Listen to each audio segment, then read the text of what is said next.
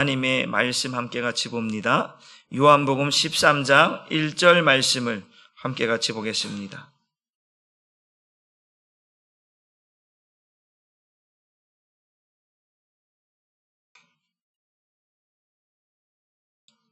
요한복음 13장 한 절만 함께 같이 읽습니다. 시작. 6월절 전에 예수께서 자기가 세상을 떠나 아버지께로 돌아가실 때가 이른 줄 아시고 세상에 있는 자기 사람들을 사랑하시되 끝까지 사랑하시니라. 아멘. 오늘 말씀의 제목도 한번 같이 읽어봅니다. 시작. 예수님은 사랑의 끝판왕입니다. 이 제목을 지으려고 고민하다가 예수님은 사랑의 끝판왕입니다 라고 이렇게 이름을 지어봤습니다. 설교 제목 짓는 게 제일 어려운 것 같습니다. 제목은 그 설교의 내용을 대변해주는 타이틀이잖아요. 그래서 제목을 어떻게 지을까? 오늘 예수님께서 제자들을 사랑하시되 자기 사람들을 사랑하시되 끝까지 사랑하셨다고 했는데 이보다 더 큰 사랑이 있을까? 이보다 멋진 사랑이 있을까? 그런 생각을 하다가 예수님은 사랑의 끝판왕입니다 라고 하는 말씀으로 오늘 말씀을 전하고자 합니다. 이 앞에 시간에 우리가 어떤 내용을 했는지 잠깐 점검하고 넘어가 봅니다. 지난주에는 사람의 영광 때문에 하나님의 영광이 가리워졌다라고 했어요. 많은 관리들이 예수님을 믿었다라고 말하고 있는데 그 다음 절 보니까 그 하나님의 영광보다 사람의 영광을 더 원했던 모습을 우리에게 비춰주고 있습니다.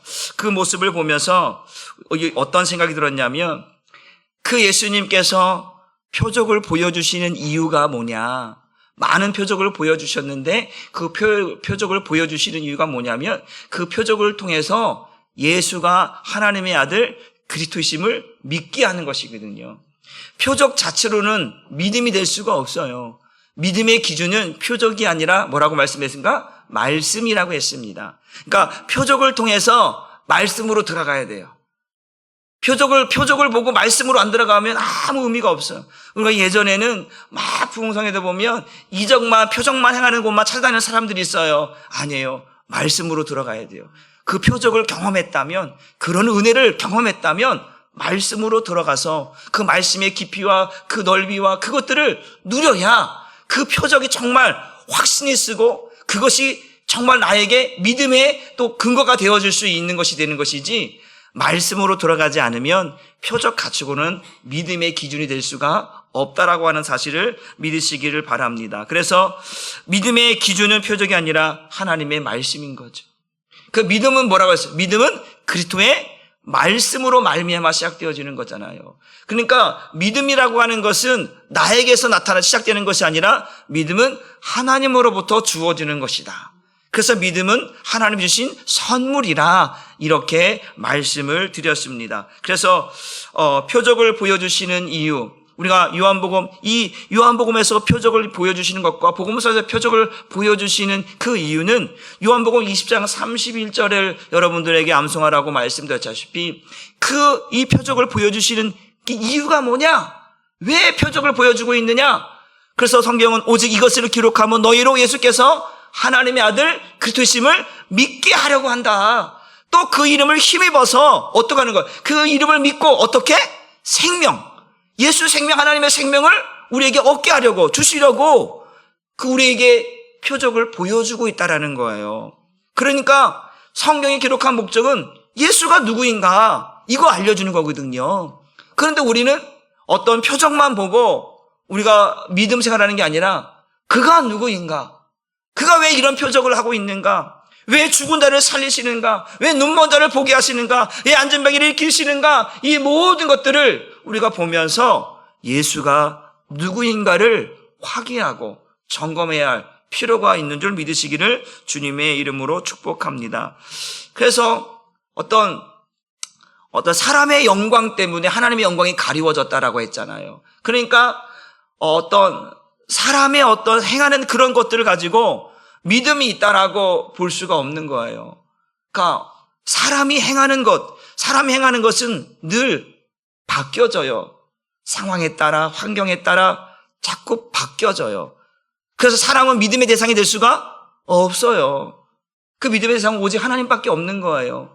여러분 따릅시다. 믿음은 바뀌는 게 아닙니다. 믿음은 바뀌는 게 아니에요. 믿음은 변함이 없어야 되는 거예요. 그래야 진리예요. 하나님이 우리에게 주신 이 믿음은 바뀌지 않아야 되는 거예요. 성경 말씀에 오직 의인의 요동함을 내가 허락지 아니하겠다. 그 하나님께서 우리에게 의롭다 하신 그가 오늘은 이랬다가 내일은 저랬다가 왔다 갔다 이런 식의 믿음, 이런 식의 신앙은 하나님이 기뻐하지 아니하신다. 어제나 오늘이나 내일이나 변함없이 한결같이 초지일관 주님을 향하여서 지난주에 갈렙 얘기했잖아요. 그는 늘 하나님 편에 서서 하나님의 대변이 되어져서 하나님이 원하시는 하나님이 뜻하신 것들을 말하는 사람, 그 사람을 믿음의 사람, 그는 온전히 나를 쫓았다라고 말하고 있습니다. 그의 믿음을 평가할 때 그는 그들과 달라서 나를 온전히 쫓았다라고 하는 그의 믿음을 평가하십니다. 그러니까 믿음은 변하는 게 아니에요. 어떤 상황이 와도 환경이 와도 하나님을 향한 믿음은 변함이 없어야 되는 줄 믿으시기를 주님의 이름으로 축복합니다. 그래서 히브리서 11장 우리 1절 말씀 쉬운 성경을 보면서 한번 말씀 봅니다. 지난주에 제가 이렇게 말씀을 드렸어요. 같이 읽어볼까? 시작. 믿음은 우리가 바라는 것들에 대한 실체요 보이지 않는 것들에 대한 증거입니다 라고 말씀. 여러분 믿음은 눈에 보이지 않지만 또 만진바 되지 않지만 근데 믿음은 내가 보고 있는 거야. 확실하게 보고 있는 거야. 그리고 확실하게 만진바된 거야. 이게 믿음인 거죠. 믿음은 보이지 않아요. 만져지지 않아요. 그런데 그 믿음은 확실히 보는 것이고 확실히 만진바 되어져서 이거 내 거야 라고 말할 수 있어야 돼. 이게 믿음인 거예요. 내가 보았어. 확실히 보았는데 모른다고 해. 이건 거짓이야. 거짓 증언이잖아요. 거짓이잖아요. 이건 진리가 될 수 없잖아요. 우리가 법정 앞에서 증인을 세우잖아요. 증인 선서하십시오. 본대로 말한 대로 말하십시오 라고 말하잖아요. 그래서 내가 본 거를 확실히 말할 수 있어요. 그런데요, 긴가민가 하는데요. 이러면 그 사람의 말을 채택할 수가 없는 거예요. 왜? 확실치 않으니까. 그런데 내가 정확히 봤습니다. 누가 그러는 거예요? 베드로가 그러잖아요. 궁에 끌려갔어요. 그게 끌려가서 뭐래요? 야, 너 예수의 이름으로 말하지도 말고 가르치지도 마. 너 한 번만 더 보면 쫓아낼 거야. 딱 했더니 베드로가 뭐라고 말합니까? 우리가 보고 들은 게 예수 그리스도의 죽으심과 부활인 거예요. 우리가 보고 들은 것이 예수 그리스도인데 그를 부인할 수 있느냐? 부인할 수 없다라는 거예요. 하도 베드로가 그 예수님 붙잡혀 갈 때에 예수님을 저주하고 부인했단 말이에요. 도망갔단 말이에요. 그랬던 사람이 이제 예수님이 죽으신 거를 봤단 말이에요. 근데 예수님이 다시 부활한 걸 봤단 말이에요. 경험했단 말이에요. 이제는 그걸 부인할 수 없는 거예요. 이게 믿음인 거예요.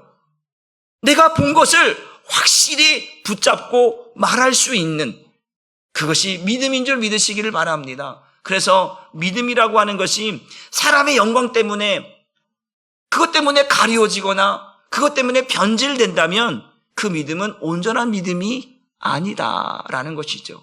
그래서 앞서 말한 것처럼 그 사람의 영광 때문에 하나님의 영광이 가려졌다면 그 믿음은 온전한 믿음이 될 수 없다라고 하는 사실을 말씀드렸어요. 그래서 사람의 영광은 눈에 보이는 것을 쫓아갑니다.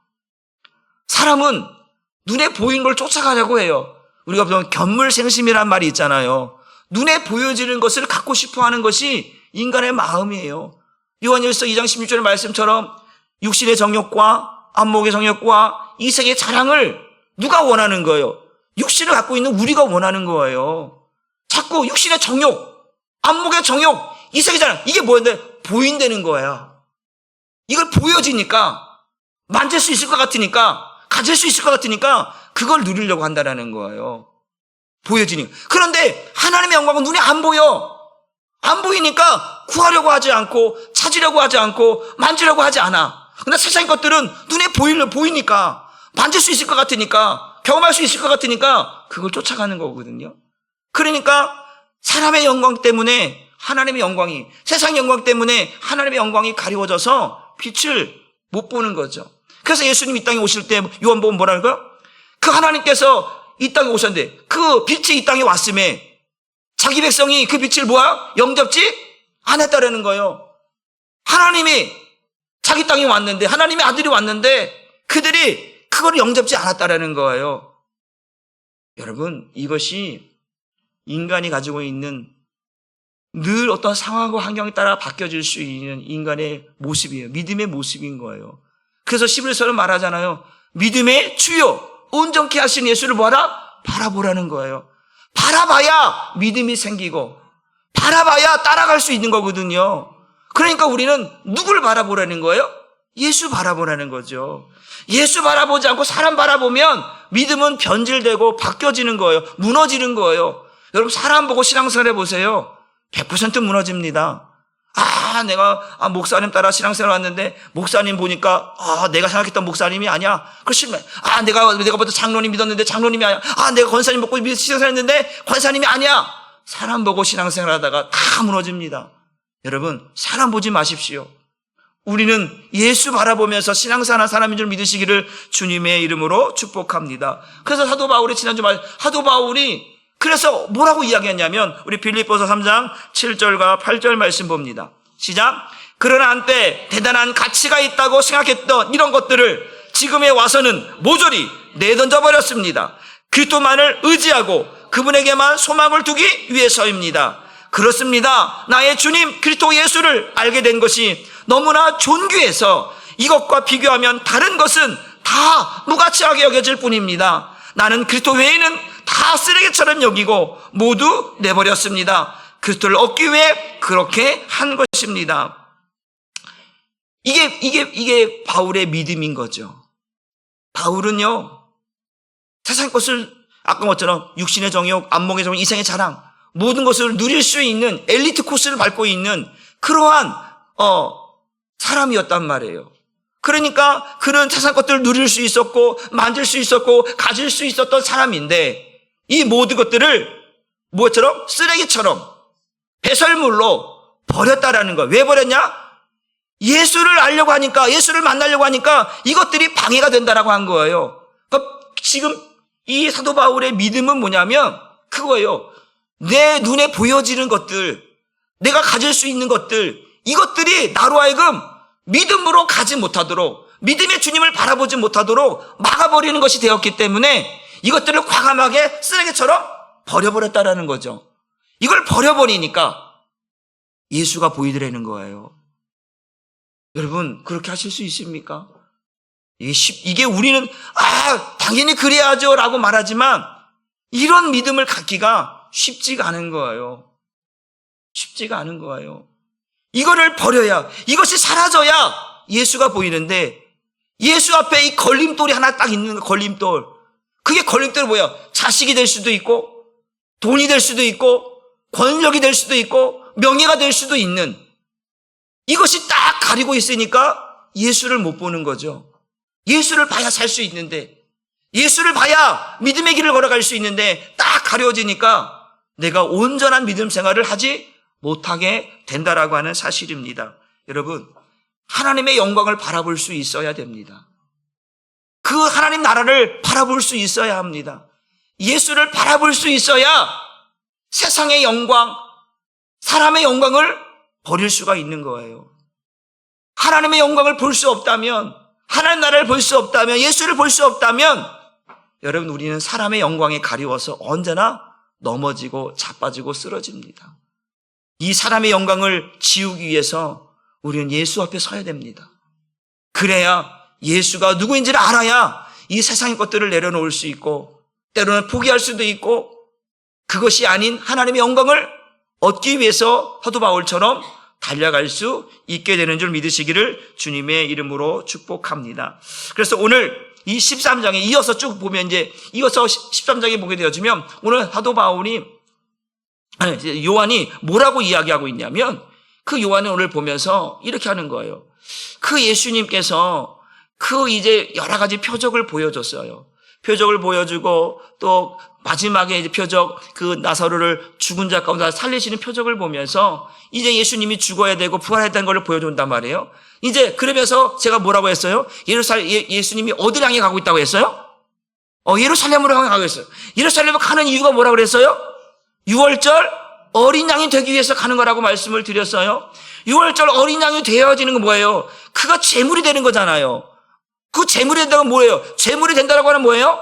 그 제물 때문에 그 제물이 죽으면 그 누가 사는 거예요? 그 제물 드린 사람의 죄가 용서받는 거잖아요.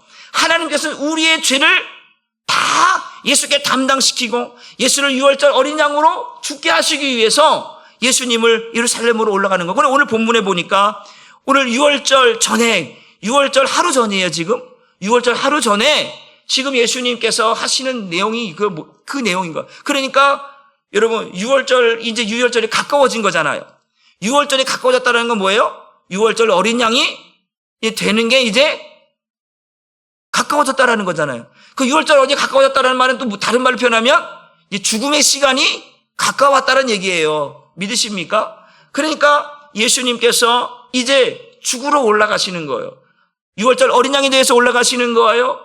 그래서 오늘 본문에 보면 이제 6월절 전에 예수께서 자기가 세상을 떠나는 게 뭐예요? 죽는 거잖아요. 이 죽음이라고 하는 것이 어떤 것인가? 예수님께서 오늘도 그 6월절 어린 양이 되기 위해서 예루살렘 올라갔는데 그 올라가는 이유가 뭐냐면 자기 백성을 얼마나 사랑하시는지 보여주시려고 하십니다. 하나님께서 예수님에게 주신 자기 백성, 자기 양, 그들을 얼마나 그 예수님이 사랑하시는지를 이제 6월절 어린 양이 되어서 보여주시려고 하는 거예요. 우리는 죄와 허물로 죽을 수밖에 없는 죄인인 줄 믿으시기를 바랍니다. 그런데 이 죄인을 자신의 생명을 내어주고 우리를 살리기 위해서 올라가시는 거잖아요. 그러니까 그 주님께서 자기 백성을 얼마나 사랑하시는지, 하나님이 우리를 얼마나 사랑하셨으면 그 사랑을 예수님의 죽음을 통해서 보여주려고 하고 있다는 거예요. 그러니까 하나님의 사랑이 얼마나 큰 사랑인지, 예수님이 우리를 얼마나 사랑하고 있는지, 하나님이 자기 백성을 얼마나 사랑하고 있는지를 오늘 이 본문은 우리에게 말해주고 있다라고 하는 사실입니다. 한번 따라해 봅시다. 누구나 이 세상을 떠나갑니다. 여러분 100년 만년 사는 거 아니잖아요. 이 세상에 왔으면 한 번은 가야 돼요. 근데 그게 언제인지 모르지만 이 세상을 떠나게 되어 있습니다. 예수님도 이 땅에 오셔서 이 세상을 떠날 때가 되었다라고 지금 오늘 본문은 말씀하거든요. 그런데 성경은 이렇게 말합니다. 누구나 이 세상을 떠나긴 하죠. 근데 떠나는데 이제 그 세상을 떠날 때를 아는 사람, 이 세상을 떠날 때를 아는 사람은 뭘 하는 거예요? 준비하는 거예요. 근데 우리가 마땅하게 갑작스럽게 죽는 사람들이 있잖아요. 그러면 우리가 장례들이나 갑작스러우니까 준비할 여력이 없는 거예요. 어수선한 거예요. 정신이 없는 거예요.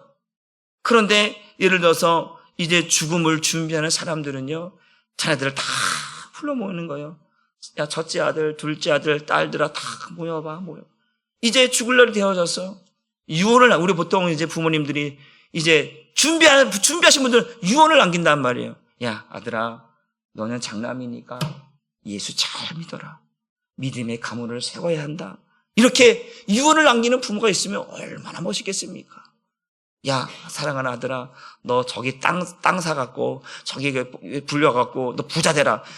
이런 것도 하겠지만은, 진짜 영적인 믿음의 부모라면, 자식들을 불러놓고, 아들아, 너는 믿음의 가문을 세워야 한다.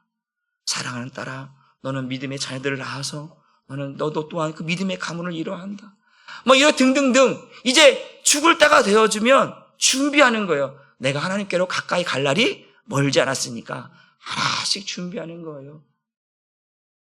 제가 아버님이 돌아가실 때 주니까 엄마가 이것저것 하나씩 주는 거예요.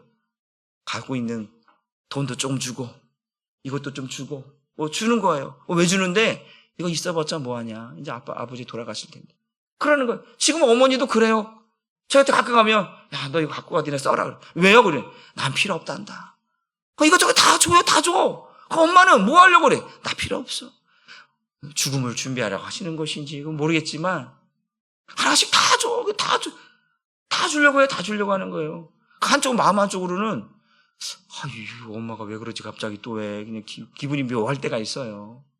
그러니까 내가 떠날 때가 되어주면 하나씩 준비하는. 제가 이제 금요일마다 이제 축구를 좋아해서 공을 차는데 목사님들과 공을 차는데요. 거기 한 분 목사님이 어머님이 지금 시한부 인생이야. 의사가 한 3주 정도밖에 못 버틸 것 같습니다. 그런데 3개월째 지금 버티고 계신 거야. 그러니까 그 목사님이 매일 병원 앞에 대기 중인 거예요. 공을 차러 와야 되는데 못 차. 왜 못 와? 엄마가 아직 정정하셔. 근데 의사는 떠나지 말래. 그 옆에 있으래. 언제 될지 모르니까. 그러면서 거기다 이제 저희 카톡방에다가 늘 글을 올려요. 보고 싶은 어머니. 이렇게 또 올리면서 거기 글들을 하나씩 내는 거예요. 어머니가 오늘은 이것들을 준비하라고 말씀하신다. 뭐 이런 글들을 올려요. 그러면 마음이 좀 찡해요. 어머니가 자기의 죽을 날을 아니까 이것저것 준비하라고 아들에게 야, 나 죽으면 뭐 하지 말아라. 나 죽으면 나 뭐 하지 말아라. 막 이런 것들을 막 얘기했다라는 거예요. 그러니까 그 목사님은 별소리 다 한다고. 그래서 하지 말라고. 그런데 때를 아는 사람은 준비하는 거죠. 준비하는 거. 오늘 예수님께서 세상을 떠날 때를 아시고 준비하시는 거예요. 남아있는 자들을 위해서. 왜? 예수님 늘 함께 하셨어요. 예수님을 의지하고 예수님을 바라보며 살았는데 그 예수님이 갑자기 죽으면 얘네들 얼마나 황당하겠어. 제자들과 사람들이. 그래서 이제 준비하시는 거예요. 준비하시는 것을 보여주고 있다라고 하는 사실입니다. 한 번 더 따라합시다. 때를 알고 때를 준비하는 사람이 되자. 때를 알고 때를 준비하는 사람이 복 있는 사람입니다. 하나님의 때를 몰라. 여러분, 우리가 보게 되어지면 하나님은 때를 주시고 때를 위하여 준비하게 하십니다. 그 때를 위해서 준비시키시는 거예요. 여러분들이 준비되어지면 하나님은 그때 여러분들을 쓰시는 줄 믿으시길 바랍니다. 여러분들이 아무리 날뛰고 아무리 뛰어나도 우리가 준비되지 않으면 못 쓰는 거예요. 못 쓰는 거. 믿으십니까? 우리가 때를 준비하고 있어요. 따라합시다. 그때를 준비하자.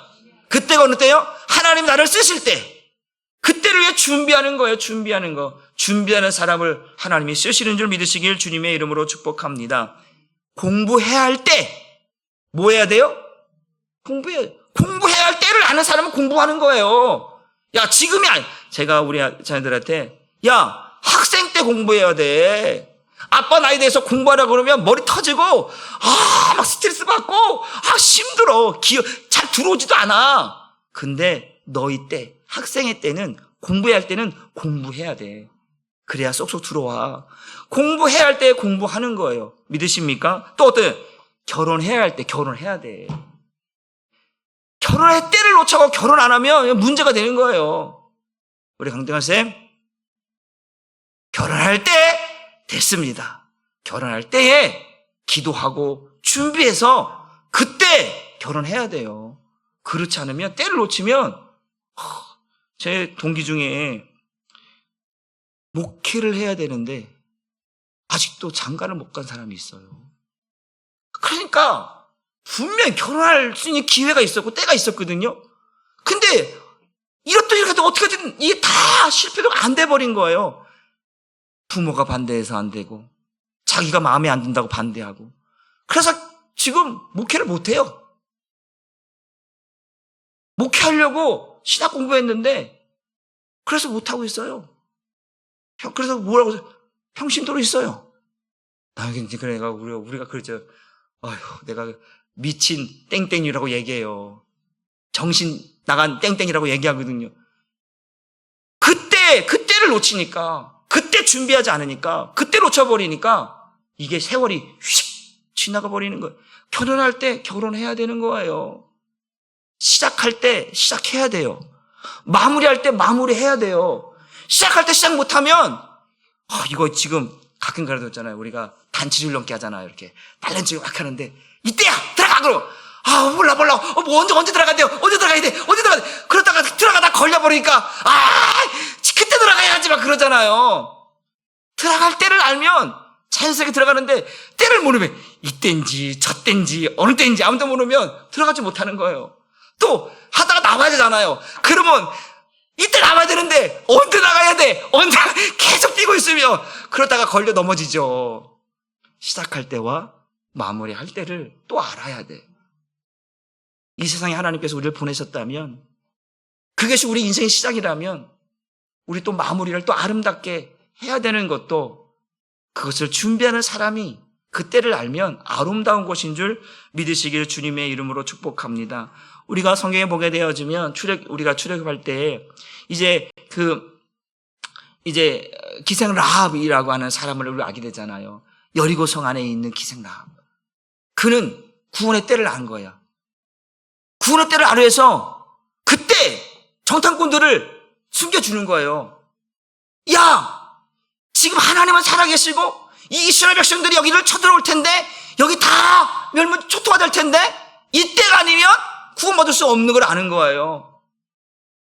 구원의 때를 아는 거예요. 구원의 때를 아는 거예요. 그래서 기생 라합이 예수님의 족보에 올라가지 않습니까? 구원의 때를 아는 거예요. 또 한번 성경 말씀 보게 되면 에스더, 지난번에 설명했죠. 왕 앞에 나아갈 때를 아는 거예요. 아무 때나 나갔다는 죽는다니까요. 때를 알고 나가면 사는 거예요. 그러니까 시작할 때와 마무리할 때, 우리가 해야 할 때, 하지 않을 때, 이거 때를 잘 구별하면 이것이 복이 되는 줄 믿으시기를 주님의 이름으로 축복합니다. 그런데 오늘 세상을 떠나 아버지께로 돌아갈 때를 누가 알았냐? 예수님이 알았대요. 세상을 떠나야 할 때, 아버지께 돌아갈 때를 예수님이 알았다는. 그런데요, 여러분, 여기서 중요한 것이 하나 있는데, 이건 뭐냐면, 여기서 뭐라고 했냐면, 세상을 떠날 때라는 거, 세상을 떠날 때. 여러분, 세상을 떠날 때라고 하는 것은 우리 일반적으로 죽음을 말하잖아요.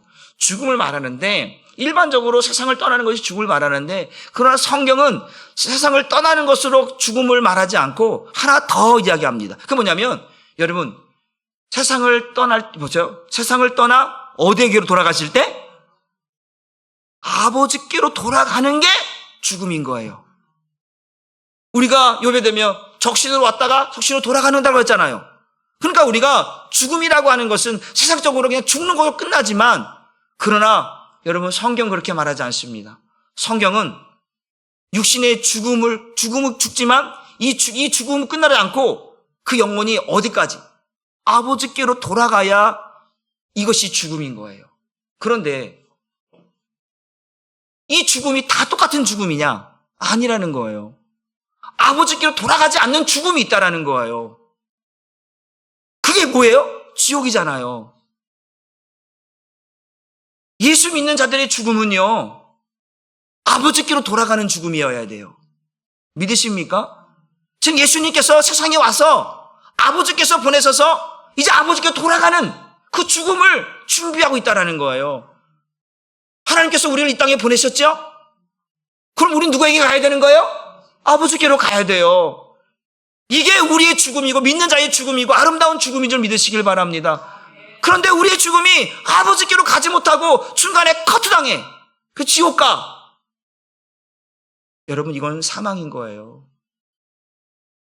여러분, 우리의 죽음은 아버지께로 돌아가는 죽음이 되어야 할 줄 믿으시기를 주님의 이름으로 축복합니다. 그래서 이스라엘 백성들이, 그래서 이제 세상을 떠나 아버지께로 돌아가실 때, 다시 말하면 이제 유월절 어린 양이 되어 죽을 때가 되었다라는 얘기잖아요. 보세요. 여기 보게 되어지면 예수님이 예루살렘으로 올라가는 이유가 유월절 어린 양이 되어야 한다고 했어요.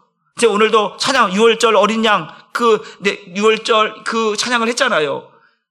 유월절 그 어린 양 그 피로 말미암아 우리의 죄가 사함받고 그 죽음의 신이 넘어가는 거거든요. 보세요. 예수님께서 유월절 어린 양이 되기 위해서 가시는 거예요. 가시는데 왜 가시냐? 우리를 죄에서 어떻게? 우리를 그 죽음에서 건져내시려고. 그 죽음이 넘어가도록 하기 위해서 올라가시는 거예요.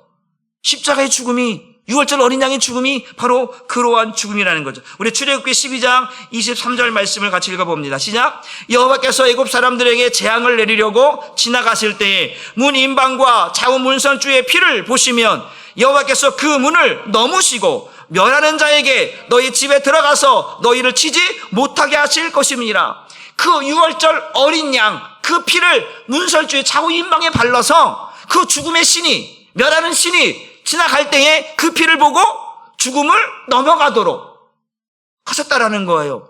지금 이거를 이 유월절 어린 양, 여기서 말하는 그 유월절 어린 양, 이 누굴 말하는 거죠? 예수 그리스도를 말하고 있다라고 하는 사실입니다. 고린도서 5장 7절 말씀을 봅니다. 시작. 너희는 누룩 없는 자인데 새 덩어리가 되기 위하여 묵은 누룩을 내버리라. 우리의 유월절 양 곧 그리스도께서 희생되셨느니라. 그 유월절 어린 양 곧 예수께서 희생 죽으셨다라는 거예요. 그래서 유월절인 거죠. 그 유월절인 것이 뭐예요? 패스 넘어간다라는 거예요. 뭐가 넘어간다는 거예요? 죽음이 넘어간다라는 거거든요. 그 죽음이 넘어가는 일을 누가 지금 하시려고 하는 거예요? 그 예수께서 유월절 어린 양으로 되기 위해서 예루살렘으로 지금 올라가고 있다라는 거예요. 그러니까 우리는 그 예수님의 죽음을 보면서 뭘 보는 거예요? 아, 그분이 우리의 죄를, 우리의 죽음을 넘어가게 하시려고 그 이사야 53장에 말씀하신 것처럼 그 어린 양에게 우리의 모든 죄를 담당시키셨도다. 왜 담당시키신 거예요? 우리가 죽기 때문에. 그걸 예수님께 넘기지 않으면, 예수님이 우리의 속죄물이 되고 우리의 죄를 담당하지 않으면 우리가 죽으니까, 자기 백성이 죽으니까, 자기 백성을 살리기 위해서 대신 그 어린 양에게 모든 죄의 짐을 떠넘기시고 죽게 하신다. 그래서 우리의 죽음을 넘게 하신다. 그래서 이게 유월절인 거잖아요. 그 유월절 어린 양, 그의 피가 우리의 죄를 사한다라는 거거든요. 그러니까 오늘 예수님께서 예루살렘으로 올라가시되 세상을 떠나 아버지께로 돌아갈 때를 아시고, 그러니까 내가 이제 유월절 어린 양이 되어야 할 때를 아시고, 내가 이제 십자가에 죽어야 할 때를 아시고, 이제 죽을 때가 이제 하루 앞이면 다가온 거예요.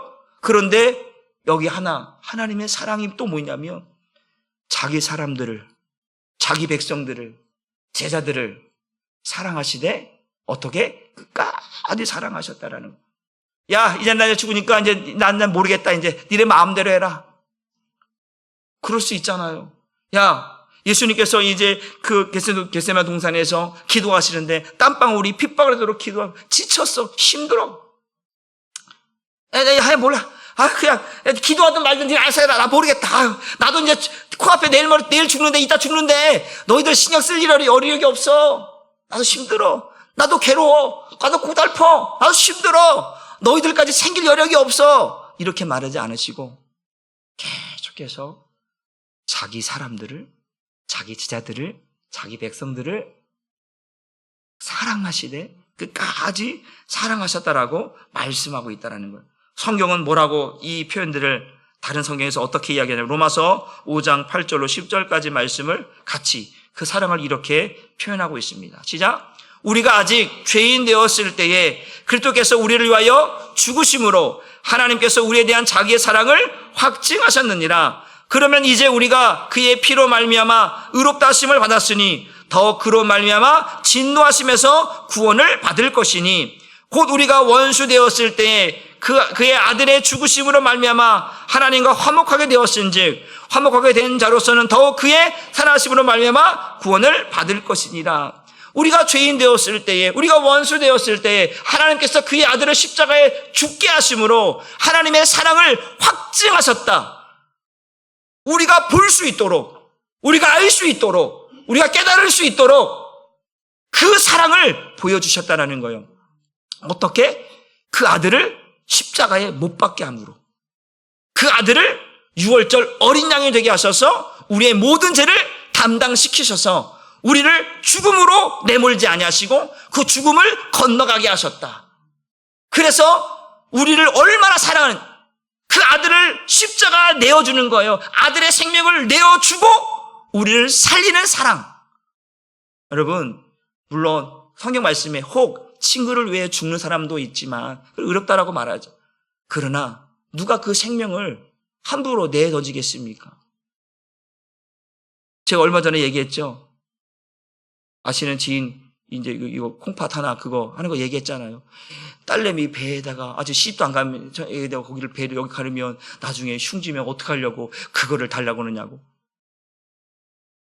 자기 몸에 칼자국 나는 것도 자기 부모를 위해서 하는 것도 따지고 계산해 보는데 여러분 예수님이 우리를 얼마나 사랑하셨는가.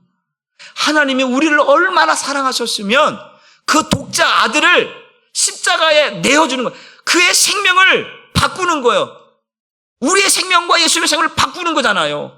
우리는 죄로 인하여 죽어야 할 생명인데 그 예수님의 생명을 내어주고 우리를 예수 생명으로 살게 하시는 그것이 하나님의 사랑이다. 그거를 확증하셨다, 보여주셨다라고 우리에게 말씀해 주고 있다라고 하는 사실입니다. 여러분, 아낌없이 죽음으로 하나님의 사랑을 우리에게 보여주셨어요. 여러분, 그것을 경험했다면 여러분은 어떻게 하겠습니까? 여러분의 생명을 함부로 살겠습니까? 그런데 아까도 말한 것처럼 우리의 믿음은 환경에 따라서 또 여러 가지 문제에 따라서 시시때때로 달라지고 바뀌어진다니까요. 그래서 우리가 표처럼 다시 예수 바라봐야 돼요. 다시 십자가 바라봐야 돼요. 그렇지 않으면 하나님의 사랑을 잊어버리고 살고 주님께서 왜 죽었는가를 잊어버리고 살고 그래서 우리는 그 사랑을 못 느끼며 살아가는 거예요. 여러분, 우리가 자식을 키우다 보면 여러분들이 우리가 보통 그러잖아요. 진자리, 마른 자리, 갈아 누이며 그냥 잠도 못 자고 아빠들은 말할 자격도 별로 없어요. 저도 마찬가지입니다. 그 엄마들 보면 더운데도 품고 추운데도 품고 젖을 먹이면서 아프면 병원 데리고 가고 그런 거 보면 다 키워놨더니 아유 엄마 아이고 됐어 엄마 무시하고 엄마 모르면 잠자고 있어 그냥 엄마 무시하고 그렇죠. 저도 가끔 가다 보면 나도 모르게 엄마 아유 모르면 잠자고 있어요. 아유 저도 가끔 그러거든요. 그럴 때마다 미안한 거죠. 다 키워놨더니 부모에 대한 사랑. 부모는 자식이 다 커도 부모는 그 자식은 부모에게 애기와 같은 자식인 거예요. 다 큰 이제 50대 60대 가는 나갈 때도 야 아들아 길 잘 건너라. 왜 그런 거? 이거 누가 어떻게 해? 이제 초등학교 1학년들아 건너갈 때 야 너 길 갈 때 손 들고 잘 들고 걸어가 이렇게 것처럼 50이 되고 60이었는데 아들아 오늘 차 조심해라. 길 조심해라. 그런 얘기는 왜? 자식인 거예요. 아무리 크고 아무리 권세 있고 명예 있고 뭐 있어도 부모에게는 자식이거든요. 그런데 보게 되어지면 그 자식이 다 크면요. 부모를 무시하기도 하고 부모를 멸시하기도 하고 부모에 대한 존경과 사랑들을 다 잊어버려요. 나는 그런 걸 보면서 왜 유대 민족이 하나님의 사랑을 그렇게 모를까? 그런 생각도 해봐요. 아마 나도 그때 그 당시에 살아가면 육신의 생각과 마음으로 살지 않았을까? 지금 이 시대의 목사가 되어서 하나님의 은혜를 누리지만 그 당시에 그 상황 속에 있으면 저와 여러분은 별다를 것 없이 똑같이 그런 모습으로 살지 않았을까 하는 생각도 해보게 됩니다. 여러분, 하나님께서 자기 백성들을, 자기 사람들, 자기 제들을 사랑하시되 자기 목숨을 내어주면서 끝까지 사랑하신 그 사랑을 기억하시길 바랍니다. 그러니까 날마다 믿음의 주님을 바라봐야 돼요. 날마다 그 십자가를 바라봐야 돼.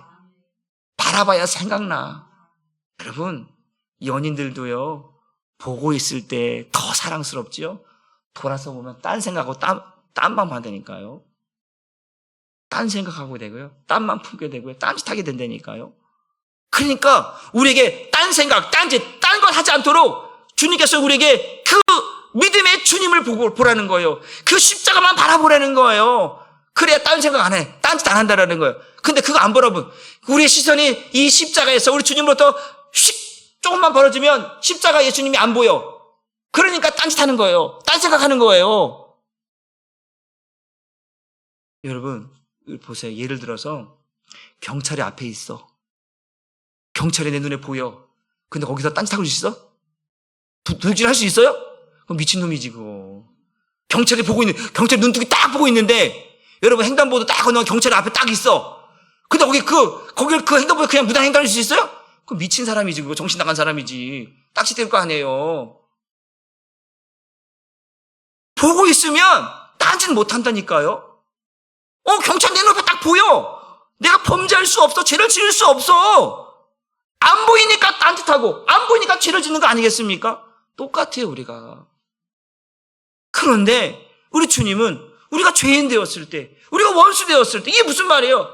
우리가 지금 주님을 바라보지 않고 우리가 정말 하나님 앞에 하나님의 그 은혜를 잊고 살지 않고 땅만 보고 바라보고 있을 때에도 하나님은 우리를 변함없이 사랑하고 있다. 그래서 그 사랑을 버릴 수도 없어서 그 사랑을 나타내기 위해서 그 독생자 예수를 유월절 어린 양으로 올려 보내시고 십자가에 죽게 하셔서 우리를 사랑하고 있음을 지금 보여주고 있다. 자기 사람을 사랑하시되 끝까지 원망하지 않아요. 불평하지 않아요. 예수님 십자가에 죽으실 때 뭐랍니까? 하나님 저들의 죄를 용서해 주옵소서. 저들이 지금 무슨 짓을 하는지 알지 못합니다. 그들의 죄를 용서해 달라고 주님 이야기하고 있지 않습니까? 얼마나 우리를 사랑하셨는가를 보는 거예요. 여러분, 그래서 우리가 그 체크할 것이라는 것이 바로 그거예요. 우리가 반드시 아버지께로 돌아가야 되는데 이 아버지께로 돌아가기 위해서 예수님이 죽으신다라는 거예요. 우리가 아버지께로 돌아갈 수 있도록 죽으신다라는 거예요. 예수께서 유월절 어린 양이 되지 않으면 십자가에 죽지 않으면 우리가 아버지께로 돌아갈 수 없으니까 우리의 죽음을 그리스도 안에서 죽게 하시려고 그리스도와 함께 죽게 하시려고 예수님이 대신 죽으신다라고 하는 사실입니다. 사도 바울이 갈라디아 2장 10절에 말씀하잖아요. 내가 그리스도와 함께 십자가에 못 박혔다. 그런데 이제는 내가 산 것이 아니라 내 안에 그리스도께서 살고 있다라는 거잖아요. 그게 뭐예요? 바울이 그러는 거예요. 나의 대갈 길을 다 마치기에는 이제 나를 위해 준비된 그 면류관을 얻기 위해서 주님 앞으로 간다라는 거예요. 그 면류관을 씌워주시는 분이 누구예요? 주님이시잖아요. 주님께로 돌아가는 거예요. 주님께로 돌아가지 않으면 그 면류관을 얻을 수가 없어요. 그러니까 나는 예수와 함께 죽는 거야. 그 예수님께서 6월달 어린 양이 되는 이유가 뭐예요? 우리를 아버지께로 돌아가게 하려고. 아버지께서 주신 생명, 아버지께서 취하실 때 그 아버지의 생명으로 아버지 나라에 들어가게 하시려고. 여러분, 여기 아버지께로 돌아간다라고 하는 것이 무엇이냐면 그거예요. 하나님 나라를 유업으로 얻는다라는 거예요. 우리의 죽음은 어떤 죽음이었냐? 하나님 나라를 유업으로 얻는 죽음이어야 돼요. 믿으십니까? 그냥 허망한 죽음이 아니라, 지옥 가는 죽음이 아니라 그 아버지께로 돌아가는 죽음, 하나님 나라를 유업으로 얻는 죽음이 되어야 되는 거예요. 그래서 예수님께서 지금 6월절 어린 양이 되어서 십자가의 죽음으로 새 언약을 이룬다고 말씀드렸잖아요. 새 언약이 뭐라고 그랬어요? 아버지와 죄인의 관계를, 하나님과 죄인의 관계를 회복할 수 있는 유일한 언약이 새 언약이라고 했어요. 그거 죽어야 아버지께로 돌아갈 수가 있는 거예요. 죄의 담이 무너져 버리니까, 죄의 담이 무너지니까 아버지께로 돌아갈 수 있는데 이 죄의 담이 무너지지 않으면 아버지께로 돌아갈 수가 없어요. 그래서 예수님께서 6월절 어린 양, 그 속죄물이 되어져서 대신 죽으시는 거예요. 아버지와 우리의 관계를 회복시키려고, 죄를 사해 주시려고, 그래서 우리를 아버지께로 돌아가게 하시려고. 우리 요한복음 6장 38절, 39절, 40절에 뭐라고 말씀합니까? 아버지께서 내게 주신 자들을 내가 하나도 잃어버리지 않기 위해 마지막에 그래서 다시 살리겠다고 말씀하잖아요. 아버지께 내게 주신 자들을 내가 하나도 잃어버리지 않겠다라는 거예요. 그게 무슨 말이에요? 내가 죽음으로 이들을 하나도 남김없이 다시 아버지께로 돌려보내겠습니다. 그 얘기거든요. 마지막 다시 살리겠다라는 거예요. 예수 안에서 죽은 자들을 다시 살려서 아버지께로 돌려보냈다는 거예요. 아버지께서 내게 주셨으니까 다시 아버지께로 돌려드리겠습니다라는 거예요. 이것이 예수님이 오늘 6월절 어린 양이 되기 위해서 다시 세상을 떠나 아버지께로 돌아갈 때를 아시고, 이제 6월절 어린 양이 되어야 할 때, 죽어야 할 때, 십자가에 죽어야 할 때를 아시고 자기 백성들을 사랑하실 끝까지 사랑. 그러면서 뭐라는 거예요? 야, 내가 세상 끝날 때까지, 그 사랑을 어떻게 표현하면 내가 세상 끝날 때까지 너희와 함께 하겠다고 말씀하고 있지 않습니까? 그 전에 한번 우리 계시록 14장 13절 말씀을 먼저 한번 읽어봅니다. 너무 중요한 말씀. 시작. 또 내가 들으니 하늘에서 음성이 나서 이르되 기록하라. 지금 이후로 주 안에서 죽는 자들은 복이 있도다 하시매 성령이 이르시되 그러하다. 그들의 수고를 그치고 쉬리니 이는 그들의 행한 일이 따름이라 하시다. 이게 뭐예요? 주 안에서 죽은 자들은 뭐가 있다? 복이 있다라는 거예요. 왜 복이 있는 거예요? 아버지께로 돌아가기 때문에 복이 있는 거예요. 하나님 나라를 유업으로 받기 때문에 복이 있는 거예요. 주 안에서 죽지 않은 사람들은 뭐예요? 복이 있다 없다? 복이 없다라는 걸. 아버지께로 돌아가지 않으니까 하나님 나라를 유업을 받을 수 없으니까 복이 없는 거예요. 하늘의 신령한 복, 하나님의 유업을 받는 자가 복이 있는 사람인 줄 믿습니다. 저와 여러분들이 복 있는 사람 되기를 주님의 이름으로 축복합니다. 우리의 죽음은 아버지께로 돌아가는 죽음이 되어야 돼요. 어디 안에서? 예수 안에서 죽어야. 그래서 예수 함께 죽어야 아버지께로 돌아갈 수 있기 때문에 주 안에서 죽은 자는 복이 있다라고 우리에게 말씀해 주고 있는 줄 믿으시길 바랍니다. 한번 따라해 봅시다. 죽음도 우리를 그때 사랑해서 끊을 수 없습니다. 죽음도 우리는 죽잖아요. 근데 그 죽음도 그리스도께서 우리를 얼마나 사랑하셨는가. 자기의 생명을 내어주면서 우리를 살게 하시려고 하는 그 죽음이 우리도 죽지만 죽는다고 해서 주님과 우리의 사랑을 끊을 수 있다 없다? 없다라고 성경은 우리에게 말합니다. 로마서 8장 35절 말씀을 읽어봅니다. 시작. 누가 우리를 그리스도의 사랑에서 끊으리요? 환난이나 곤고나 박해나 기근이나 적신이나 위험이나 칼이나 어떤 것도 그 주님께서 우리를 사랑하시는 그 사랑에서 끊을 수 없다. 그 주님께서 우리를 얼마나 사랑하셨냐면 죄인 되었을 때, 원수 되었을 때에 하나님 앞으로 하나님께로 돌아가야 되는데 돌아가지 못하는 이 자기 백성들을 향하여서 그 십자가의 죽음으로 우리를 얼마나 사랑하는지를 보여주셨다라는 거잖아요. 그 사랑은 누구도 아무도 끊을 수 없다. 그 사랑을 기억하라. 그 사랑을 경험하라. 그 사랑을 체험하라. 그 사랑이 얼마나 위대한 사랑이고 아름다운 사랑이지. 그래서 오늘 제목이 뭐예요? 예수님의 죽음은 사랑이 끝판왕이에요. 끝판왕. 야, 이거는 어디도 비교할 수 없을 만큼 아무리 세상에 아름다운 죽음, 멋있는 죽음, 화려한 죽음, 어떤 죽음을 다 갖다가 붙여도 그 예수님의 사랑, 예수님의 이 사랑에 비교할 수 없는 거예요. 비교할 수 없는 거. 그래서 여러분들이 오늘 그 예수님의 사랑이 얼마나 위대한 사랑인지, 그 예수님의 사랑의 끝판왕을 경험해야 되는 거예요. 믿으시기를 주님의 이름으로 축복합니다. 그래서 또 한번 보면 마태복음 28장 20절 말씀 보고 이제 말씀 정리합니다. 시작. 내가 너희에게 분부한 모든 것을 가르쳐 지키게 하라. 볼지어다 내가 세상 끝날까지 너희와 항상 함께 있으라. 어떤 사람은 예수님이 항상 우리와 함께 하신다고 하면서 코빼기도 안 보여. 어디 계신 거 도대체 알 수가 없어. 여기 가도 없고 저기 가도 없고 어디가 있는 거 도대체. 이런 사람들이 있어요. 신앙생활 처음으로 하는 사람들은 예수님 항상 우리와 함께 한다고 성경은 그렇게 말하고 있는데 목사님도 그렇게 말하는데 이리 보고 저리 봐도 예수님 안 보여. 코빼기도 안 보여. 예수님 어디 있는 거 도대체. 막 이런 사람들이 있어요.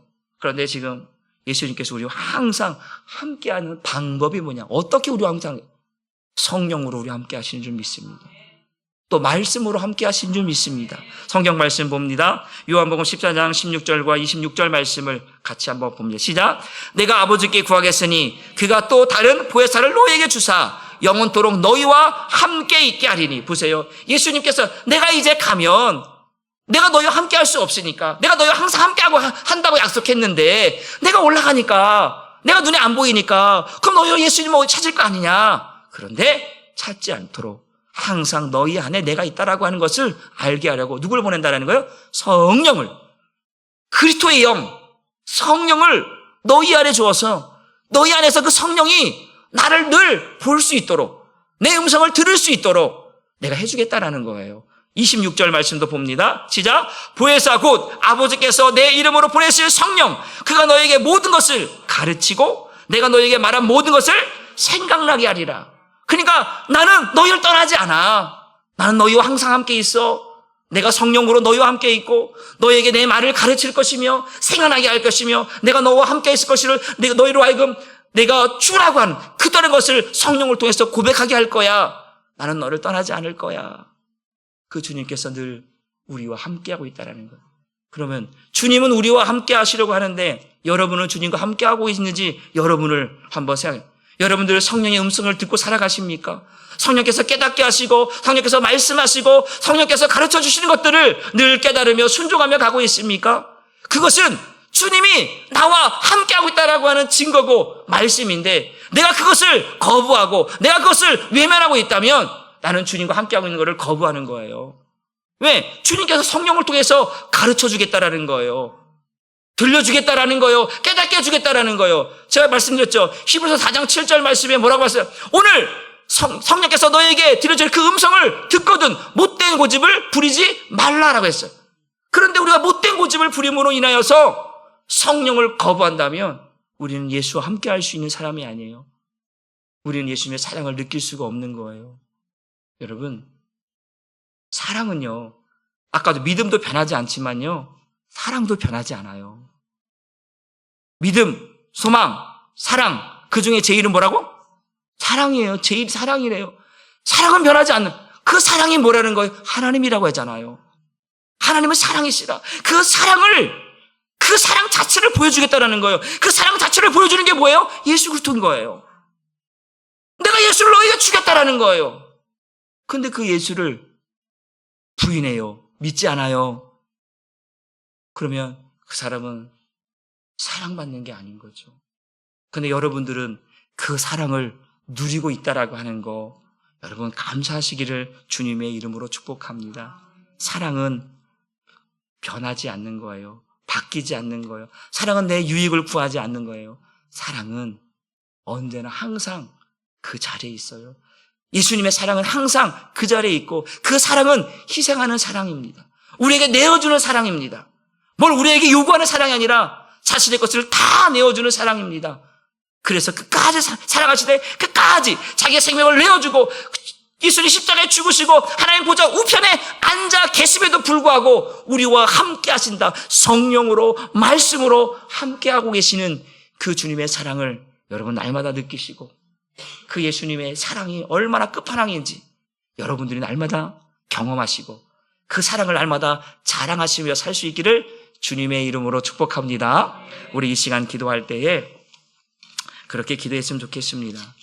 주님, 오늘도 이 세상에 많은 사랑이 있고 또 육신의 사랑도 있고 세상의 사랑도 있지만 그 사랑은 주님의 사랑에 비교할 수 없는 그 주님의 사랑은 자기 생명을 내어주고 우리를 죽음에서 건져내시고 우리를 하나님 나라를 아버지께로 돌아갈 수 있도록 하시는 죽음, 하나님 나라를 유업으로 얻게 하시는 죽음, 그래서 그 죽음을 누구도 대신할 수 없는 그 죽음을 나를 위해서 대신 죽으신 그 십자가의 죽음을, 그 주님의 사랑을 주님 내가 깨닫기 원합니다. 주님, 딴 것 보지 않게 하시고 딴 생각하지 않게 하시고 정말 주님만 바라보고 십자가 바라보면서 주님의 사랑이 어떠한 것인가, 그 주님의 사랑이 얼마나 위대한 것인가를 하나님 경험하게 하시고 그 사랑을 전할 수 있게 달라고 기도하시고 우리 한사랑교회가 이 복음을, 그 주님의 사랑을 더 많이 전할 수 있게 해달라고 기도하시고 또 우리 또한 교회 가운데 환우들을 위해서, 연약한 자들을 위해서 기도하시고 9월 달에 있을 또 이후 초장치를 위해서 하나님의 사랑을 전하는 교회 될 수 있도록 은혜 달라고 우리 이 시간 주여 우리 삼창 부르고 통성으로 함께 기도합니다. 주여 주여 주여. 아버지 하나님, 오늘 하나님의 은혜를 더하여 주시고 성령의 은혜를 더하여 주셔서 오늘 하나님의 사랑이 어떠한 것인지, 예수님의 사랑이 어떠한 것인지, 그 사랑의 끝판왕이신 예수님의 사랑을 오늘도 사랑하는 성도들 경험하게 하여 주시고 예수님의 죽음이